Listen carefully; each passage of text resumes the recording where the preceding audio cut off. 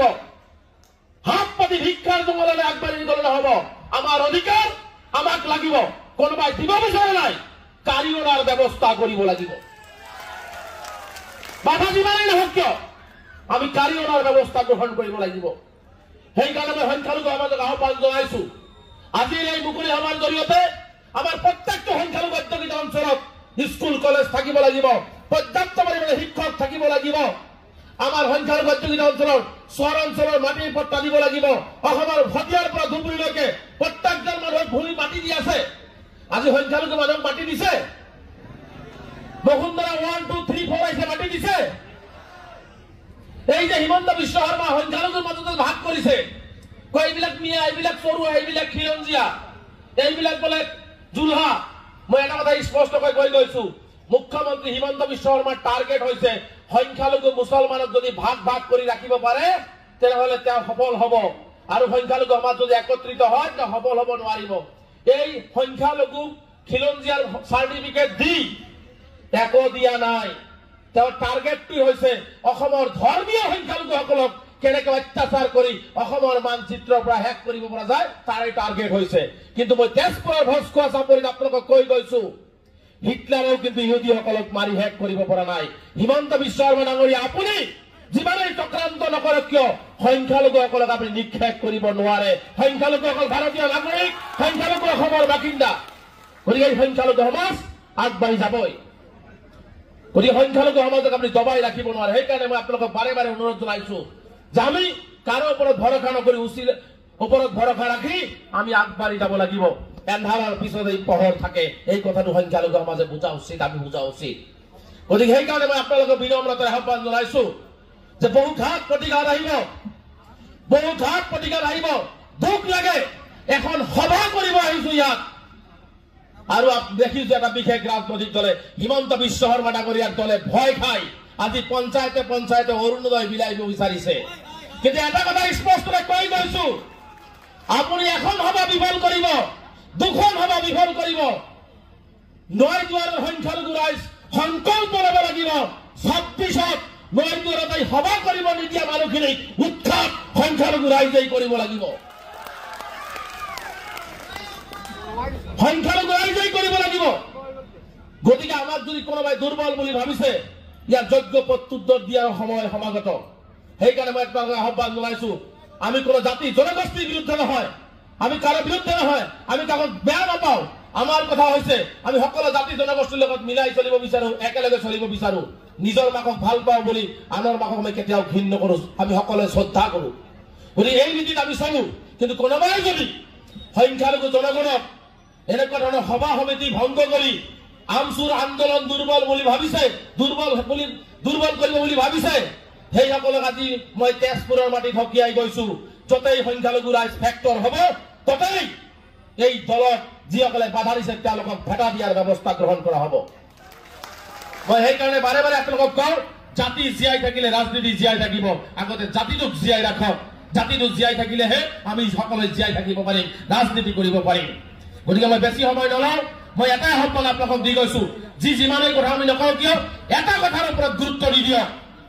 জেহাদত মানুহে বিভিন্ন অপব্যাখ্যা কৰে জেহাদত মানুহে বিভিন্ন ধৰণে গালি গালাজ কৰে জেহাদ ভক্তক গালি গালাজ কৰে মই তেজপুৰৰ সংখ্যালঘু ৰাইজক কৈ গৈছো জেহাদ কৰক শিক্ষাৰ জেহাদ কৰক শিক্ষাৰ বিপ্লৱ সৃষ্টি কৰক শিক্ষাৰ যুদ্ধ সৃষ্টি কৰক আৰু সকলো অন্যায় ফালি ওলাই যাওক শিক্ষাৰ জেহাদ কৰিব লাগিব আমি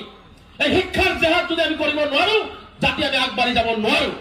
আমি মুছলমান ধৰ্মত জন্মগ্ৰহণ কৰিছো আমাৰ ধৰ্মগ্ৰন্থ হৈছে পবিত্ৰ কোৰআন শৰীফ কোৰআনেৰ প্ৰথম শব্দটো লিখা আছে ইকৰা পড়া আৰ এই জাতীয় ইকৰা আমল কৰিব নোৱাৰাৰ কাৰণে আজি আমি গোলামী খাটিবলগীয়া হৈছে আজি ঘৃণাৰ পাত্ৰ হ'বলগীয়া হৈছে গতিকে ইকৰাৰ মূল্য যদি আমি দিব পাৰো ইনশাআল্লাহ আমাক কোনো আঙুলিটোই কথা ক'ব নোৱাৰে সেইকাৰণে কৈছো আপোনালোকে শিক্ষাৰ বিপ্লৱ সৃষ্টি কৰি দিয়ক শিক্ষাৰ জাগৰণ সৃষ্টি কৰি দিয়ক ঘৰে ঘৰে শিক্ষা কৰক তেতিয়াহে আমি ৰক্ষা পাম লাগিলে এদিন খাব লাগিলে এসাঁজ খাব মাছ লাগিলে এসাঁজ দালি খাব পেটত গামোচা বান্ধি হলেও লৰা ছোৱালীৰ হাতত ইটা ভাটাৰ ইটা তুলি দি চাহৰ দোকানৰ কাপ তুলি নিদিব ইটা ভাটাৰ ইটা তুলি নিদিব হাতত কলম আৰু কাগজ তুলি দিয়ক কাৰণ মই বিশ্বাস কৰো পৃথিৱীত কোনো অস্ত্ৰ নাই যি অস্ত্ৰই কাগজ আৰু কলমক ভেদ কৰি ওলাই যাব পাৰিছে গতিকে সেই কাগজ আৰু কলমৰ জৰিয়তে হিমন্ত বিশ্ব শর্মা ডাঙরিয়ার প্রত্যেকটা মাদ্রাসা ভাঙার জবাব দেওয়া হবো, প্রত্যেকটা উচ্ছেদের জবাব দেওয়া হবো, প্রত্যেকটা সংখ্যালঘু রাজ্য করার জবাব দেওয়া হবো, কার দ্বারা দেওয়া হবো, কোন দলিতে দেওয়া হবো। সেইখানে লড়াই হোক সলিয়ে হোক, আপনাদেরকে লড়াবিলা সলিবিলাকে শিক্ষিত করার ব্যবস্থা গ্রহণ করক। কারণ শিক্ষিত হলেহে আপনি আত্মমর্যাদা বুঝি পাব। পৃথিবী নাথাকিলেও, পৃথিবীত আপনি নাথাকিলেও শিক্ষা যদি আপনার অন্তৰত থাকে, শিক্ষা যদি আপনাৰ চেহাৰাত থাকে, তেনেহলে আপনাৰ পৃথিবীত নাথাকিলেও আপনাৰ নামটো এই ঘোষ খোৱা চাকরিত থাকি যাব। কি কারণে থাকি যাব? আপনি জ্ঞানী আছিল, আপনি শিক্ষিত আছিল, লাগিলে সেই মাদ্রাসা শিক্ষাই হোক, লাগিলে আপনার জেনারেল শিক্ষাই হোক। যদি সেইকাৰণে মই কৈছো লৰা হোক ছোৱালী হোক আমি শিক্ষিত হব লাগিব, পঢ়িব লাগিব, মানুহ হব লাগিব, বিকল্প কোনো ৰাস্তা নাই। এই এন্ধাৰ ফালিবলগীয়া হলে আমি শিক্ষিত হৈ পোহৰেৰে, শিক্ষাৰ পোহৰেৰে আমি ঘৰ আলোকিত কৰিব লাগিব। এই লাইট